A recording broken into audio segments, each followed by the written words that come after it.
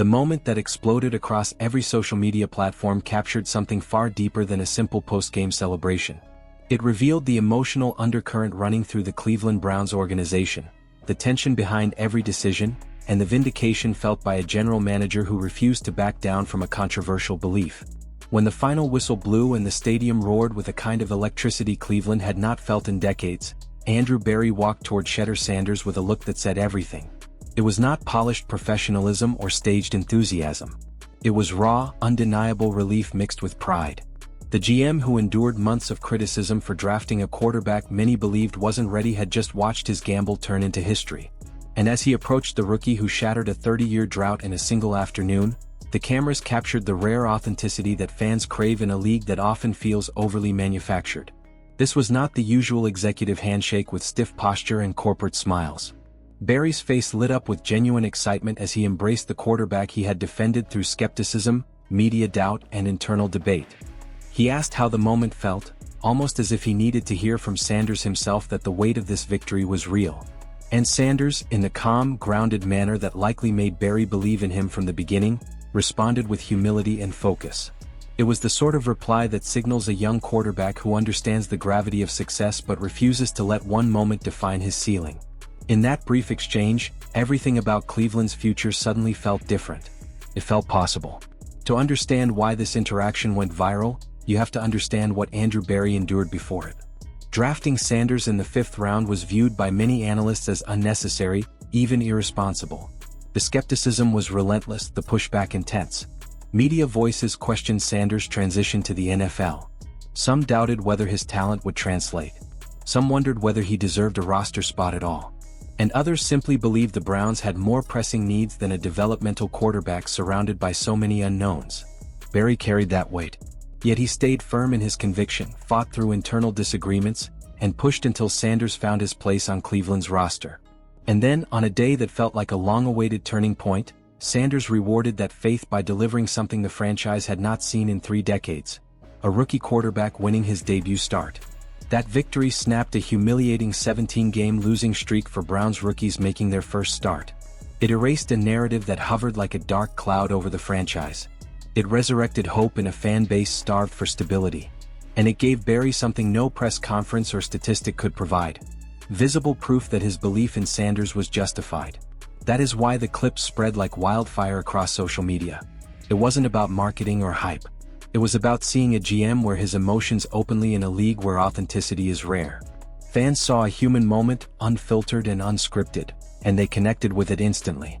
But even with all that positivity, controversy didn't stay quiet for long. As the locker room celebrated the drought-breaking win, the coaching staff made a decision that immediately raised eyebrows. Shedeur Sanders, the rookie quarterback who had just made franchise history, did not receive the game ball. Instead, it went to defensive superstar Myles Garrett after recording 3 sacks in a dominant performance. No one disputes Garrett's excellence. No one questions his importance. He was phenomenal and deserved recognition. But in a moment defined by Sanders breaking a 30-year franchise curse, the symbolic gesture mattered. The quarterback had just delivered an achievement that will be remembered long after individual stat lines are forgotten, and the absence of that acknowledgement felt like a missed opportunity to honor a milestone that Cleveland desperately needed. For many fans, it felt less like a simple oversight and more like a subtle message from a coaching staff that still viewed Sanders as temporary, unproven, or secondary. Then came Sanders' post-game comments, and they added fuel to the fire.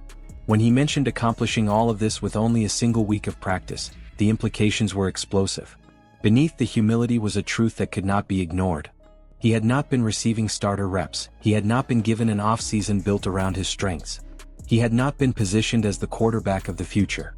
He stepped into this moment with limited preparation and still delivered results that outshined every rookie Cleveland had started for 30 years. And with those words, he unintentionally exposed the mismanagement that had hovered over the Browns' quarterback situation all season long.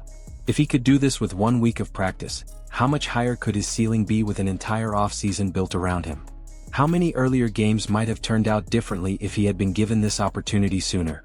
These were uncomfortable questions for the coaching staff, and Sanders raised them without ever sounding bitter or confrontational. His message was clear yet professional. He simply stated the truth and everyone else connected the dots. Meanwhile, the pressure on head coach Kevin Stefanski intensified. Analysts and fans alike questioned why Sanders hadn't seen the field earlier. They questioned why his reps were limited. They questioned whether organizational loyalty to previous decisions had overshadowed common sense.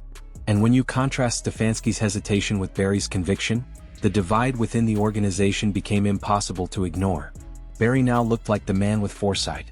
Stefanski looked like the one holding the team back. Even in victory, the coach found himself under scrutiny, while Barry emerged looking more secure than ever. Amid all of this, the emotional moment between Deion Sanders and his son provided a deeply human anchor to the unfolding drama.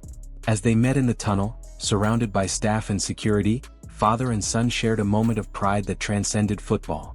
Deion watched his son silence doubters, overcome unfair criticism, and step into a role many had insisted he couldn't handle. And Shedeur, still absorbing the magnitude of what he had just done, soaked in the validation from the man whose legacy he carries while building his own. It was raw, powerful, and undeniably meaningful. As the dust settles, the Browns now face a defining decision. Do they commit to Sanders as their starter? Do they return to the previous quarterback, risking backlash and momentum loss? Cleveland has been searching for decades to escape quarterback purgatory. Suddenly, the answer seems to be right in front of them, and they have to decide whether they will fully embrace it. Now, I want to turn this moment over to you. What is your reaction to the emotional exchange between Andrew Barry and Shedeur Sanders? Should Sanders have been awarded the game ball for breaking a 30-year curse in his debut? Do you believe Cleveland must commit to him as the permanent starter moving forward? And how significant was his comment about winning with only 1 week of practice? Share your thoughts below because your perspective is a crucial part of this ongoing conversation.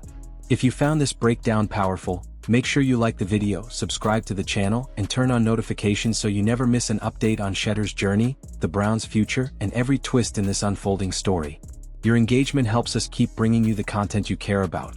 Stay tuned, stay locked in, and we'll see you in the next one.